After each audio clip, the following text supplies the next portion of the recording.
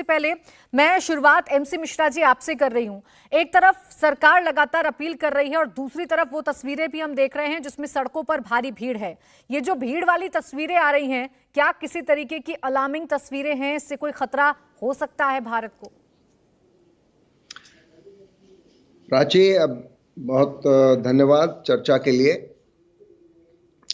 ये तो अवश्य है कि कुछ देशों में, जिसमें चीन सबसे अग्रणी देश है, जहां पे कोविड महामारी का जो रूप है वो सामने आया है, उसके अलावा जापान और south Korea, Brazil, UK, USA में भी सर्ज देखने में आई है। और वायरल संक्रमण एक ऐसी रोग है जो किसी भौगोलिक बाउंड्री से उसको सीमित नहीं किया जा सकता।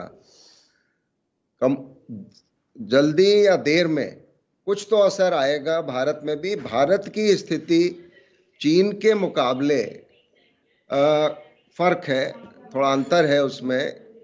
ये जूस और आइसक्रीम शॉप चलाते हैं और हर महीने 3 लाख तक कमाते हैं। आपको शुरू करना है, इनसे सीखना है तो फ्रीडम ऐप को अभी डाउनलोड कीजिए। चीन में पीछे 3 साल में 0 कोविड पॉलिसी हुई और आपको याद होगा कि 2020 में जब पेंडेमिक शुरू ही हुआ था तो चीन ने अपने को कोविड फ्री घोषित किया था और कोई 4,500 मृत्यु उन्होंने बताई थी और 80,000 या कुछ 1 लाख केसेस बताए थे।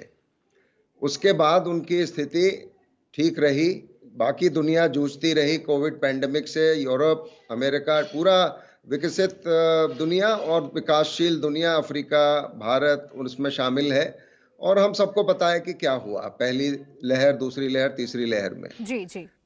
लेकिन क्योंकि वहां की उनकी दूसरी समस्या चीन की ये हो गई कि उनकी जो भी टीके उन्होंने बनाए वो संभवतः उतने प्रभावी नहीं है जितने भारत में बने हुए टीके, या एस्ट्राजेनेका की कोविशील्ड, या हमारी भारत बायोटेक की कोवैक्सिन, और मैसेंजर आरएनए वैक्सीन जो फाइजर, मॉडर्ना और बाकी, और हमारे पास और सभी के पास ये प्रभावी टीके मौजूद हैं और उनका उपयोग भी किया गया।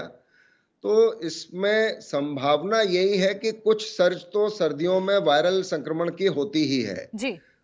कोविड भी हम ये मान के हमें चलना चाहिए, कोविड था, कोविड है और कोविड रहेगा, किसी न किसी रूप में रहेगा। भारत में भी रहेगा और देशों में भी रहेगा।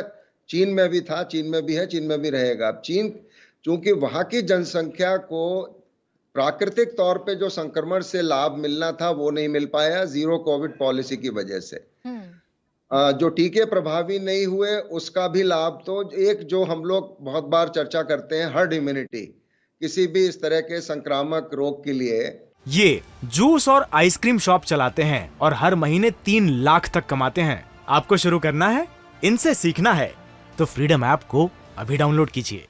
जिसकी उदाहरण हम लोग लेते हैं मीजल्स से। मीजल्स एक अभी भी होता है, उसके टीके बच्चों को लगते हैं जी।